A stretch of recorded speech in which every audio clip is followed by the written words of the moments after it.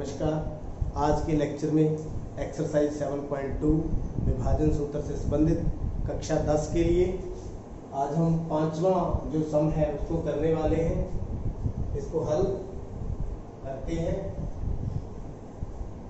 वह अनुपात ज्ञात कीजिए जिसमें बिंदुओं -1, -5 और b -4, 5 को मिलाने वाला रेखाखंड x अक्ष से विभाजित होता है। इस बिंदु के निर्देशांक भी ज्ञात कीजिए। तो मान लो ये x अक्ष है, ये कोई x अक्ष पर बिंदु है P। कितना मान ले? x अक्ष पर बिंदु मानेंगे तो y कितना होगा वहां पर 0। कौन कौन से बिंदु है? A, ये मान लीजिए कोई बिंदु A है, 1 और -5। ये कोई बिंदु B है, -4 और 5। तो ये इनको मिलाने वाला जो भी रेखाखंड है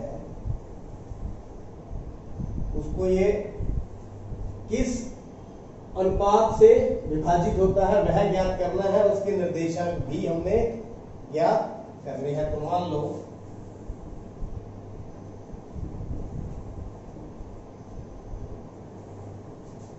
बिंदु P x अक्ष पर स्थित है, तो P के निर्देशांक क्या रहेंगे? P के निर्देशांक x अक्ष पर, x अक्ष के ऊपर y हमेशा क्या होता है? 0 होता है। इस बात को ध्यान रखिए, y की वैल्यू हमेशा x अक्ष पर 0 होती है। तो x को 0 हो गया और a और b को k अनुपात 1 में विभाजित करता है। तो ये k अनुपात 1 हमने मान लिया, k अनुपात 1 यानी ये m1 हो गया, ये m2 हो गया, ये x1 हो गया, ये y1, ये x और ये y यहाँ पर कितना है? 0 है, ये x2 और ये y2। तो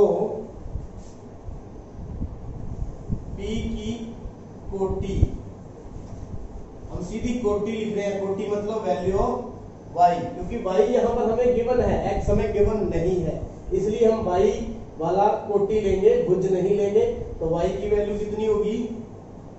m1 y2 m2 y1 m1 plus तो वैल्यू पुट कर देंगे। y की वैल्यू यहाँ पर कितनी है?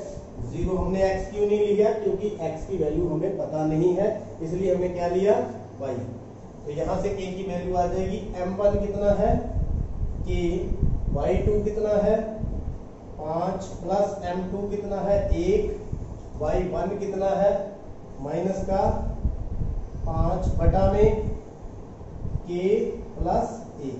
तो k प्लस 1 को 0 के साथ मल्टीप्लाई करेंगे तो कितना हो जाएगा? 0 बराबर में 5 के, या गुना करके लिख देता हूं, 5 के -5 गुना 1, तो ये हो गया 0। 5 को इधर उठा लाए, 5 बराबर 5 के, तो k की वैल्यू आ गई 5 बटा में 5। कितना आ गया? 1। तो अनुपात हमने कितना माना था? k अनुपात 1 मतलब 1 अनुपात 1 उत्तर। तो पहला जो भाग है वह अनुपात ज्ञात कीजिए, ये आपका हो गया। आगे क्या है? इस बिंदु के निर्देशांक भी ज्ञात कीजिए। तो P के निर्देशांक, दूसरा भाग P के निर्देशांक।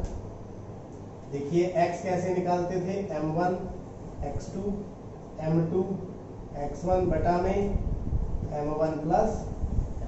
तो अनुपात हम निकाल चुके हैं कितना? 1 अनुपात 1। m1 की वैल्यू भी 1 है, m2 की वैल्यू भी कितनी है? 1 है। तो x कितना हो जाएगा फिर? m1 1 गुना में x2 -4 प्लस 1 x1 1 बटा में 1 प्लस 1। तो x की वैल्यू -4 प्लस 1 बटा में 2 -3/2। तो P के निर्देशांक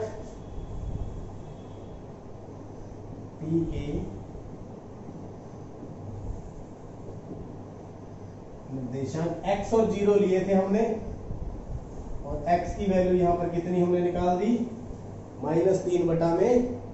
तो -3/2, 0 उत्तर। तो पहला सम उम्मीद करता हूं आपने अच्छी तरह से। 6th सम देखते हैं। यदि बिंदु 1, 2, 4, y, x, 6 और 3, 5 इसी क्रम में लेने पर एक समानांतर चतुर्भुज के शीर्ष हो, x और y ज्ञात कीजिए। तो ये हमारे पास समांतर चतुर्भुज है A, B, C और D। इसी क्रम में लेने पर A के मान लेते हैं 1 और 2, B के मान लेते हैं 4, y, C के मान लेते हैं x और 6, इसके 3 और 5। तो x और y ज्ञात कीजिए। तो किस प्रकार ज्ञात करेंगे, आपको इसकी जो गुण है, प्रॉपर्टीज है, आपको मालूम है। इसके जो विकर्ण है वो समद्विभाजित करते हैं। हल करें। हमें ज्ञात है कि समांतर चतुर्भुज के विकर्ण एक दूसरे को समद्विभाजित करते हैं। समद्विभाजित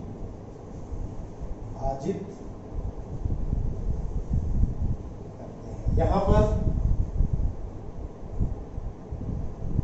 AC और BD विकर्ण O पर समद्विभाजित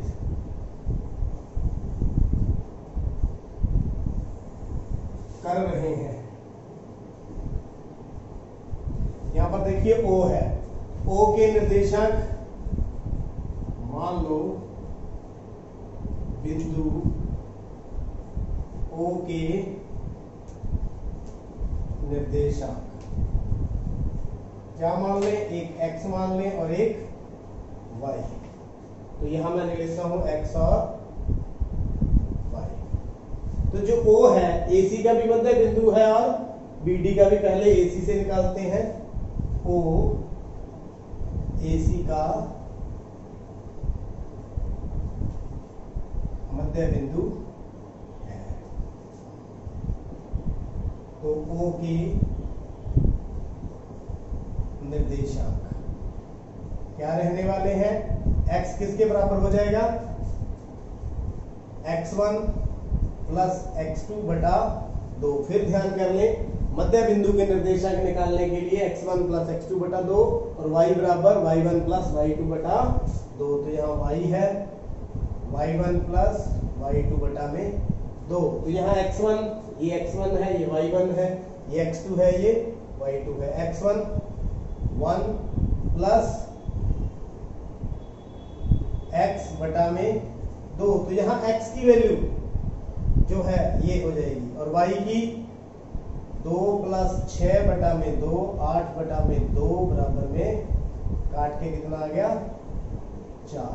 मतलब O के निर्देशांक फिर क्या हो गए, एक तो हो गया 1 प्लस x/2, दूसरा हो गया 4। ओके हो गया। इसी प्रकार इसको नंबर 1 ले लेता हूं। इसी प्रकार O BD का भी मध्य बिंदु है।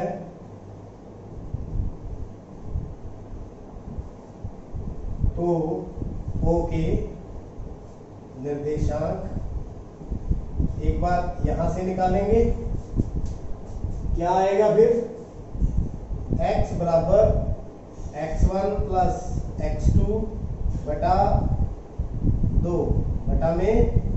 तो यहाँ पर BD x1 y1 x2 y2। x1 कितना है 3 प्लस 4/2 बराबर में 7/2। y कितना है 5 + 7, 5 + y बटा में 2, मतलब y + 5/2। तो क्या हो गए होंगे निर्देशांक, एक तो हो गया 7/2, एक हो गया y + 5/2। अब देखिए बिंदु तो वही सेम ही है, 1 और 2 से, 1 और 2 से, देखिए ये दोनों बिंदु सेम ही है, तो हम इनको बराबर लिख सकते हैं। 1 + x/2 बराबर में 7/2। ये और ये बराबर, 2 से 2 कट गया, x की वैल्यू होगी 1 को हम इधर ले जाएं, 7 - 1 बराबर 6। इसी प्रकार y वाला देख लीजिए, तो y + 5/2 बराबर में 4, 2 को उधर ले जाएं, y + 5 बराबर 4 गुना में 2, तो y बराबर 8 - 5 कितना आ गया 3। तो क्या निकालना था, x और y, x की वैल्यू 6 और y की वैल्यू 3। तो ये आपका आंसर। उम्मीद करता हूं ये भी आपको समझ आ चुका है। क्वेश्चन नंबर 7 बहुत ही आसान है।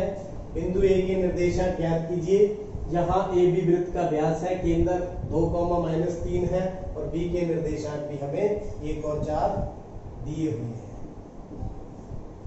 तो मान लीजिए ये हमारे पास वृत्त है, और ये वृत्त का व्यास, ये ए, ये बी, ये केंद्र ओ। ए के निर्देशांक हमें ज्ञात करने हैं, तो x1 और y1 मान लेते हैं। और बी के हैं हमारे पास 1 और 4, ये हो गया x2 y2। और ओ के निर्देशांक हमें दिया हुआ है केंद्र 2 और -3, ये हो गया x और y। तो विभाजन सूत्र के अनुसार हमने ये पॉइंट मान लिए हैं। मान लो ए के निर्देशांक x1 और y1, आपको पता है ओ ए बी का मध्य बिंदु है, तो ओ के निर्देशांक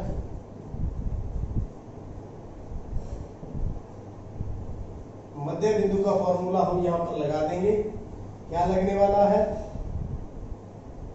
x बराबर x1 + x2 बटा में 2। तो वैल्यू भर दे, यहाँ x की वैल्यू कितनी है 2, x1 कितना है x1 ही है, x2 कितना है 1 बटा में 2। 2 को इस साइड ले जाए, 2 दूनी 4, 4 बराबर में x1 + 1, 2 दूनी 4, 1 को हम इस साइड ले आए, तो 4 - 1 बराबर में x1, तो x1 बराबर कितना आ गया 3। तो भुज हमने निकाल लिया है। इसी प्रकार y